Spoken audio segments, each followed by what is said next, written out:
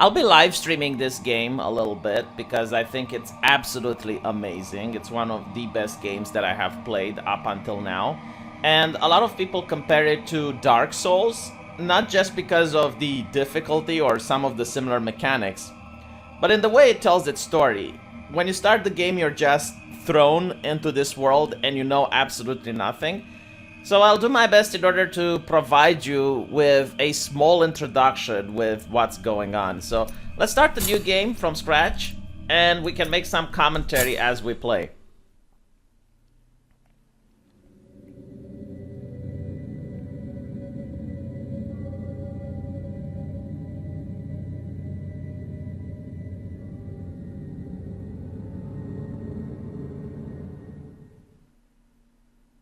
Because it is my guilt, I claim you, Grievous Miracle.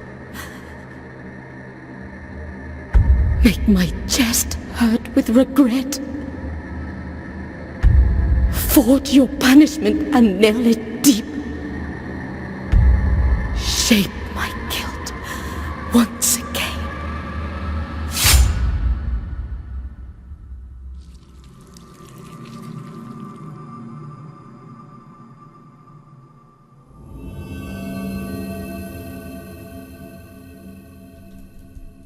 So, what you see here is the Grievous Miracle at work. Now, the Grievous Miracle is represented, I suppose, similar to how God, or more specifically God's will, works in Christianity, in the sense that it can't really be understood. It works in mysterious ways.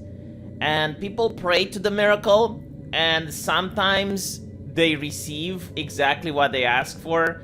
Other times they are punished, and other times it's a mixture of both. So, for example, a mixture of both would be, in this game you have three sisters that didn't want to marry with their betrothed. So they pray to the miracle, they hug each other, and the miracle responds to their prayer by wrapping their hair around all of the sisters and uniting their bodies, turning them into a monstrosity. So they're not going to get married now, but it's not exactly what they desired. Other examples are what you see in the background. It's a man that's sitting on a log, and as you can see, his legs are being contorted around the log.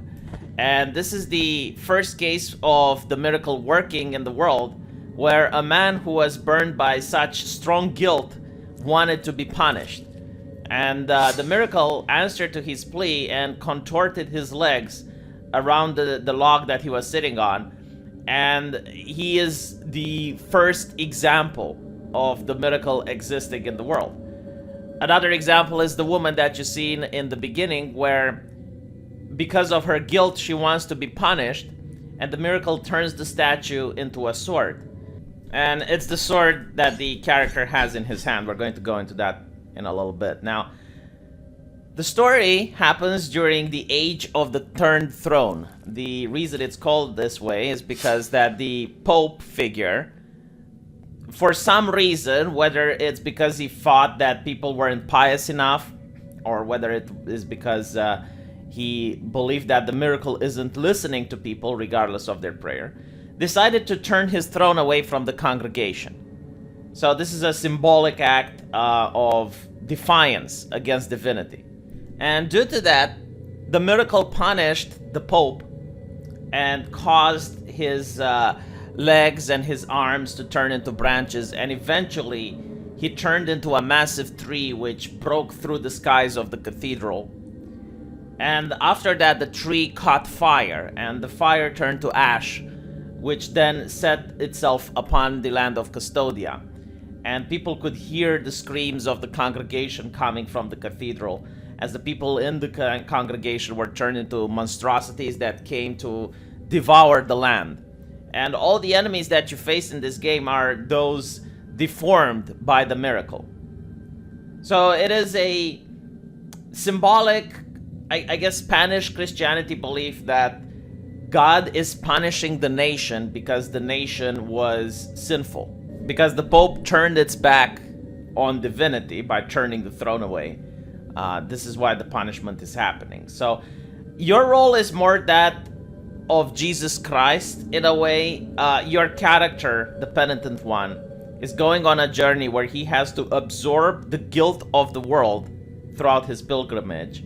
He has to suffer, and then he has to sacrifice himself at the end in order to bring about the new age, to take the sins of everyone that's still alive and sacrifice himself in order for the miracle to forgive the people of the world. At least this is the story before the DLC. After the DLC, I don't really like where the story is going, but still, you know, it is what it is. Like, this is what you need to understand before starting the game. So this scene right here shows that the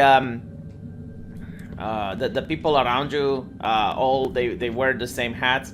It's because you're part of a order called the Silent Order, and the Pope, who is still alive, by the way, even though not in his initial form, he had a vision where one of these brothers is going to slay him. So he sent a warden in order to kill all of the brothers, because he didn't know which one of them would do it. So he actually sent a warden in order to slay all of them. And this is what we see in the beginning with the first boss battle, where I'm going to arrive at in just a little bit.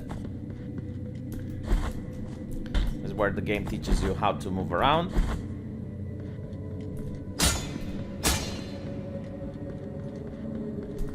These are the equivalent of bonfires from Dark Souls, which is why I'm making the comparison.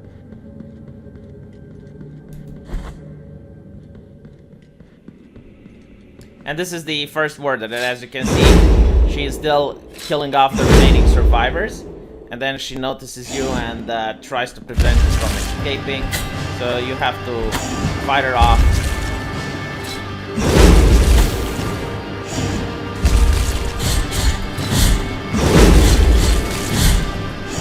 I'm going to be a little bit quiet here because I'm focus and talk at the same time. It's one of those.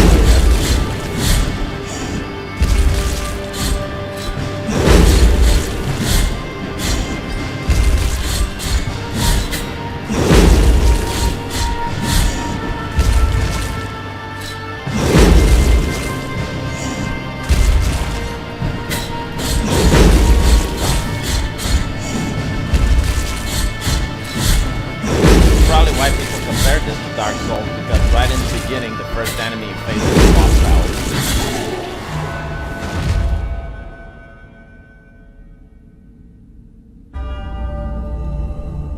And the act here, which you're going to see, is similar to another myth that doesn't exist just in Christianity, but exists as old as Roman times, which is that of making a sacrifice before the journey. So you're making a sacrifice to the gods in order to give you good luck on the journey ahead.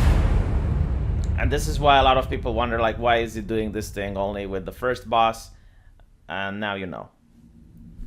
So after slaying her, you get to meet the next character, which plays a very important role.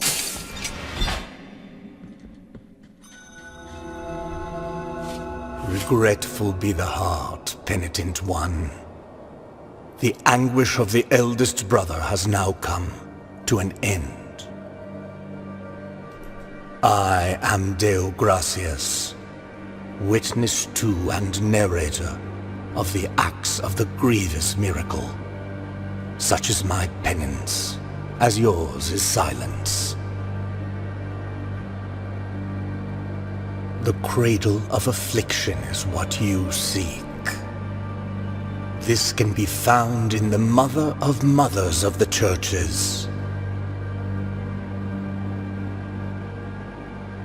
It is a remote place separated from the rest of these lands by a great sacred and forbidden door. Even a wise penitent like me knows nothing of what lies beyond those. However, what I do know is that, according to the rule, one must carry out the 3 humiliations to gain access to what they got. One of them must be performed in the high mountains, covered in thick blankets of snow and ice. Another in the depths of a dark, entombed church where the sleeper lies. And the last one at the end of the trail, carved by moans that claw their way out of an iron spiral. In the bowels of the bell named Hondo, that take this thorn and place it on the handle of your sword. If, when the time comes, as you grip your weapon firmly, you notice that it wounds you and makes you bleed, having grown with more thorns sprouting from it, writhing over the figure of the Father carved into the knob, that will mean that you are at the mercy of the Grievous miracle, whether for its punishment or its forgiveness. So, as you can see, the role of the journey is for you to humiliate yourself, to do the pilgrimage, and to absorb the guilt. And as you absorb the guilt and you perform the ritual, you're supposed to feel pain. The thorns which are growing around the sword is for the penitent one to experience the pain and the suffering, so that only then he can understand the true guilt of the people in Custodia. Now, this gentleman right here, you should consider him like an apostle in a way of how the apostles wrote the Bible. So he is the one that's going to document the journey of the penitent one. And after his death, people are going to read this and follow it as scripture. So he's kind of like Saint Peter, if you will, like just documenting the life of Jesus Christ as he sees it. So there's a lot of references to Christianity. The developers themselves said this. And as you can see, the land of Custodia in the background, it's very beautiful, well made, but it's a dying land. And this is the punishment that God gave people for being sinful. And we're going to go to the main city soon. Actually, you know what, let's just fast forward a little bit.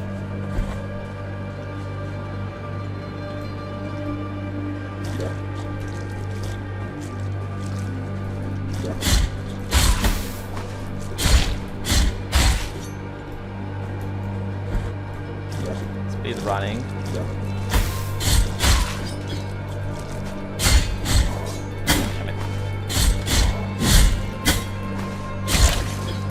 I haven't played this in ages. I'll get better on the live stream.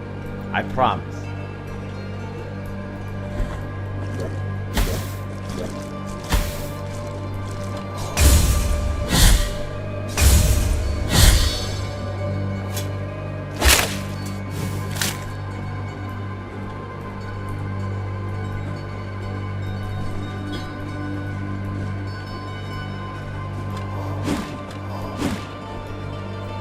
Okay, and I think this is where we actually find the city. I'm going to skip this cutscene because it doesn't really influence the story that much. So you can see the city. This is the last place that has some resemblance of civilization. And even this place is completely desolated. Color is very important here. This well, for example, is colorful, and it's because it actually symbolizes something. It's not related to this video, but it's an important side quest. And I really love these guys. Let me just give you the dialogue of them. Sorrowful be the heart, penitent one. Welcome to Albero, sanctuary to this humble brotherhood of the kissers of wounds. Few remain here who can still employ it. But Tirso is my name. There are few of us who still care for the sick and ailing. With devout kisses, we bless the wounds of those who seek our protection. Thus both we and they remain at the mercy of the miracle. Time outside these walls passes by strangely. In sundowns we need not contemplate. But if your penance happens to carry you under set skies, be so kind as the will. So the reason I really love this is that in medieval time, usually sickness was viewed as something coming from God. So the reason you're sick is because you have sinned. And it was actually a theological debate in some places whether or not healing the sick is something that we should do, because if it's God's will that someone is sick, then how dare we interact with God's will? And in the way that these healers operate is that they still are at the mercy of the miracle by taking the suffering away from the patient and giving it to themselves. So they are just sharing the guilt that the patient has done in order to alleviate some of the pain from the patient and take that pain onto themselves. And as you can see, you have this man here, which is green, covered in pus, and they are kissing him, I guess, like taking some of the disease away. But they also use what appears to be genuine medicine. For example, like they're washing the wounds here, and they require some herbal ointments and garlic. But I love the idea that they're not healing people in the common sense, but they are taking some of the suffering away from the patient as an act of penitence. So it's kind of like transferring the suffering. Not all of it, you know, the patient still has half of the suffering remaining, I guess. But the kissers also take half of the suffering up onto themselves. And you also have another group of people, which is here. So you have, on one hand, you have the healers, the kissers of the wounds, and then you have the burials. And these people want to make sure that everyone is getting a decent burial, because this was very important in medieval times. Again, it was a punishment for people who committed suicide, for example, or for people who weren't baptized, not to be buried on sacred ground. And this was viewed as quite of a problem, because you wouldn't have your soul going into the proper afterlife.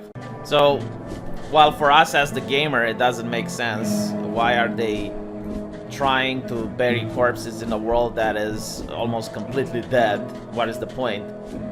From their point of view, it makes complete sense, and from the point of view of the lore in the game. So I'll make a let's play of this. I think it's one of the coolest games that I have played in a while. I love the lore, and the difficulty of the game is also really impressive. Like, look at this enemy right here. If she manages to hit you twice, you're dead. So as you can see, that's most of my life gone. So you have to be very careful. Now, the cool thing about it is that the game is fair. I mean, you know the moves that this character is going to make. And if you actually play it properly, you shouldn't get hit. So if you get hit, it's only because of your fault. And I love this type of difficulty where it's very hard, but at the same time, it's also very fair. And most of the monsters, they look really cool. It's a nice, grim, dark game. Absolutely love it. And there you go. So if you die, you start from the previous point, and you're going to die a lot, but it's very satisfactory once you actually get past the encounter where you died several times, and then you finally get to do it properly. Let me know what you guys think, and I'll see you in the comment section. Take care.